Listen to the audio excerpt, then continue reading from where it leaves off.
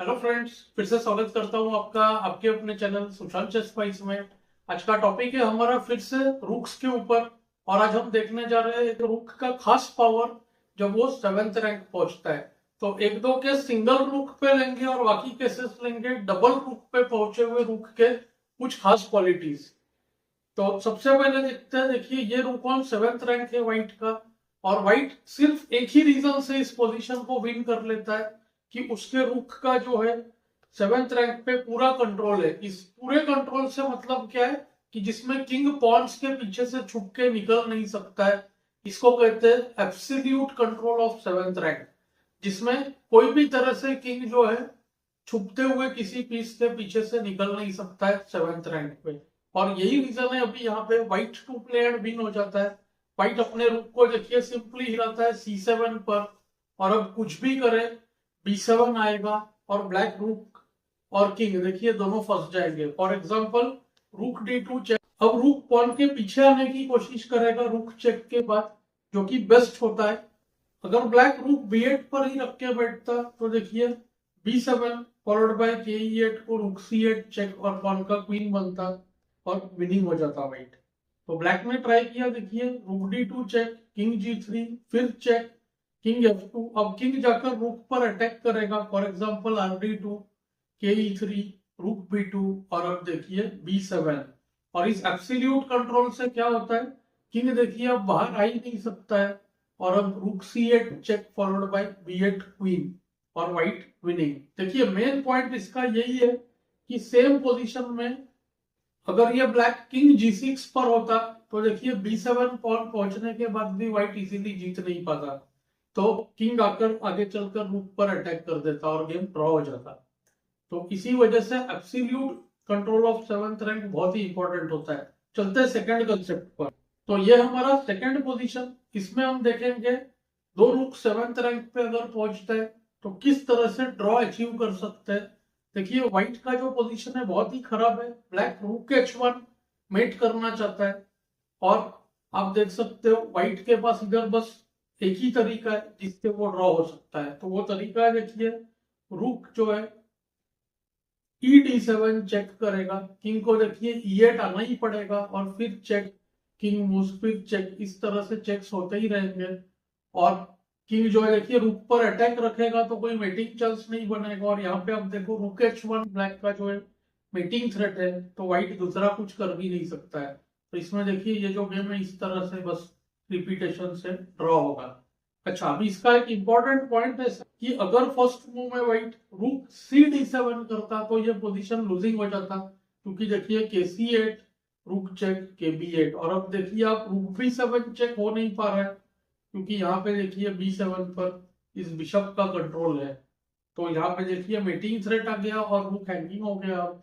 तो ये हो गया ब्लैक का विनिंग। चलते हैं थर्ड केस पर। ये तीसरा पोजीशन भी बहुत ही इंपॉर्टेंट है। दिखने में बहुत सिंपल सा लगता है, पर आप एक चीज जरूर नोट करें, ये जो मैं सारे पोजीशंस दिखा रहा हूँ ये बेसिक पोजीशंस है। इसी के ऊपर हम एक्चुअल गेम में व्हाइट को ये नॉलेज होने की वजह से कैसे उसने विन किया या खराब पोजीशंस में ड्रॉ किया, उसके एग्जांपल्स हम आगे चल के देखने वाले। तो ये पोजीशन है, देखिए व्हाइट टू प्ले। आपको देखने से ही पता चल गया होगा व्हाइट का पोजीशन बहुत ही मुश्किल है, और जिनको ये पता नहीं होगा टेक्निक उनको देखिए थोड़ा सा तो डिफिकल्टी होगा। White to play and draw है। ऑफ कोर्स व्हाइट जीत नहीं सकता है क्योंकि तीन पॉन्स देखिए क्वीन हो रहे हैं। तो ड्रॉ करे तो कैसे, देखिए अगर यहाँ पर फर्स्ट मूव नाइट चेक दे NH7 तो king E8, night check KD8, रूक चेक KC8, और किंग देखिए भाग गया। और रूक D2 करने पर C1 क्वीन और पोजीशन इजीली विनिंग। रूक B2, QB2, नाइट भी चला जाएगा। तो इसमें ऐसे लग रहा है कि व्हाइट का पोजीशन तो लूजिंग है, पर यह होता है टिपिकल रूक एंड नाइट का ड्रॉइंग टेक्निक। यहाँ पे रूक जो है एक जोन दायरा बना देता है ब्लैक किंग के लिए, जिससे वो सेंटर से दूसरे साइड जा नहीं सके। तो यहाँ पे गुड मूव है, देखिए RD7। इससे क्या हुआ, E8 स्क्वायर नाइट से गार्ड होगा और D5 रूक से गार्ड होगा। अब यानी अगर D1 क्वीन करे रूक पर अटैक तो देखिए NH7 चेक, KG8 को नाइट F6 चेक। अब किंग H8 ब्लंडर, क्योंकि RH7 मेट है। ये मेटिंग पैटर्न बहुत इंपॉर्टेंट है। यहाँ पर किंग F8 को फिर से नाइट चेक, के E8 को नाइट F6 चेक। यही रूक D7 का पॉइंट था। आप देखिए किंग D8 से भाग नहीं सकता है, तो गेम इस तरह से देखिए ड्रॉ होगा। अब चलते हैं 3 स्पेशल केसेस पर जो रूक डबल होने पर 7th रैंक पे काम आता है। तो जब एक बार 2 रूक 7th रैंक पे एंटर कर जाए तो 3 चीजें होती है। एक तो मटेरियल गेनिंग का एक टेक्निक होता है, दूसरा मेटिंग पैटर्न का एक टेक्निक होता है, और तीसरा जो होता है पोजीशन को रिपीट करके इंप्रूव करने का टेक्निक होता है। तो चलिए फर्स्ट पे चलते हैं, मटेरियल गेनिंग का टेक्निक। देखिए दोनों रूक्स एंट्री कर चुके हैं, पर ब्लैक के पास क्वीन है, और यहाँ पे कोई भी स्लो मूव जैसे कि रूक A7, उसको देखिए QB8 चेक और रूक C7 बीच में डालने से, चेक रोकने से कोई फायदा नहीं है। जस्ट देखिए QB2 चेक, और अब इजीली जो है ब्लैक ड्रॉ कर लेगा। पर यहाँ पर व्हाइट के पास देखिए एक बहुत ही अच्छा पैटर्न है, मैनूवर है। इसको एनवेलपिंग अटैक भी कहते हैं या एनवेलपिंग मैनूवर भी कहते हैं, जिसमें हम रूक्स को इस तरह से दूसरे साइड से एंट्री करते हैं। देखिए रूक G7 चेक, किंग F8 को भी सेम होगा।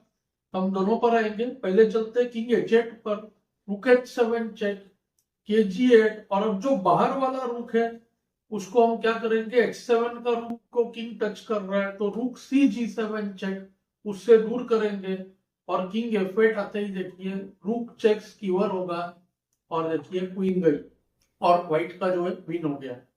और ये सेम चीज देखिए किंग F8 करने पर भी क्या था, रूक C F7 चेक, के E8 फोर्स सेम हो गया, रूक G8 के F7 रूक A8, और व्हाइट विनिंग। चलते हैं सेकंड केस पर। चलिए ये हमारा सेकंड केस, ये बहुत ही इंपॉर्टेंट केस है। ये पिछले आइडिया से कनेक्टेड है। जैसे मैंने बताया था, जब 2 रूक्स किंग पर अटैक करेंगे तो जो अंदर वाला रूक होता है उससे भी अगर हम किंग का सपोर्ट तोड़ दे तो बाहर वाले रूक से जो है मेट हो जाता है। चलिए पहले मूव तो मैं आपको बता देता हूँ। रूक G7 चेक ये हम ऑलरेडी देख चुके हैं। यहाँ पे अगर किंग F8 करे तो रूक H7 करके सेम पोजीशन ही होगा, क्योंकि D4 को रूक टेक C4 हो जाएगा। तो के G8 फोर्स, देखिए रूक G7 चेक, किंग F8। तो इस पोजीशन की मैं बात कर रहा था। अब अगर G7 रूक को किसी तरह से सपोर्ट हो जाए तो रूक H8 मेट होगा, या तो फिर अगर हम किंग को F8 से हटा ले तो भी रूक H8 या G8 मेट हो जाएगा। तो यहाँ पे देखिए बहुत ही स्ट्रॉन्ग मूव आता है, नाइट G5। इसमें 2 पैटर्न्स बन रहे हैं। पहला FG को F6 जो मैंने अभी बताया था, D4 करते ही रूक H8 चेक, G8, रूक G8 मेट। अब इस पोजीशन में मैंने देखिए पर्पसली थोड़ा सा केस स्टडी लिया आपको बताने के लिए कि पहले के जो कंसेप्ट्स थे उसमें भी यही होगा।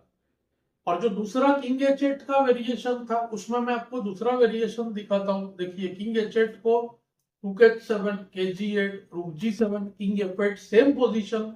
अब NG5 को देखिए, यहाँ पे D4 से क्या किया, G8 स्क्वायर पे कंट्रोल रखा, और ऐसे लग रहा है कि NE6 चेक जो है हमने रोक लिया, वरना NE6 के E8 को रूक G8, रूक H8 और रूक E7 तीनों मेट होते हैं। लेकिन देखिए NE6 को रूक bishop take C6, F take C6, और अब देखिए ये बन गया सेकेंड प्लान।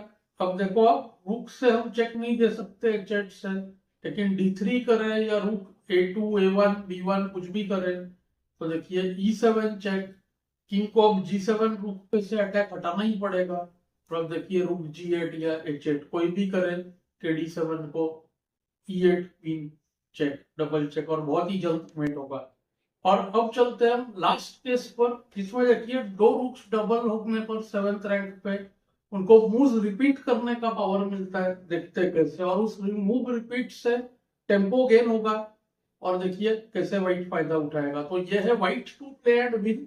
आप देख सकते हो A7 का बिशप चेक नहीं दे सकता है, A2 का पॉन क्वीन होने वाला है, लेकिन व्हाइट देखिए करता है रूक H7 चेक, पिछले केस की तरह ही, के G8 फोर्स्ड, रूक G7 चेक, किंग F8। अब लगता है इस बार तो और कुछ है नहीं कि F6 या H6 से G7 को सपोर्ट करें और रूक H8 मेट होगा, लेकिन डबल रूक्स का पावर देखिए, रूक D7 सबसे इंपॉर्टेंट, देखिए टेम्पो गेन हुआ।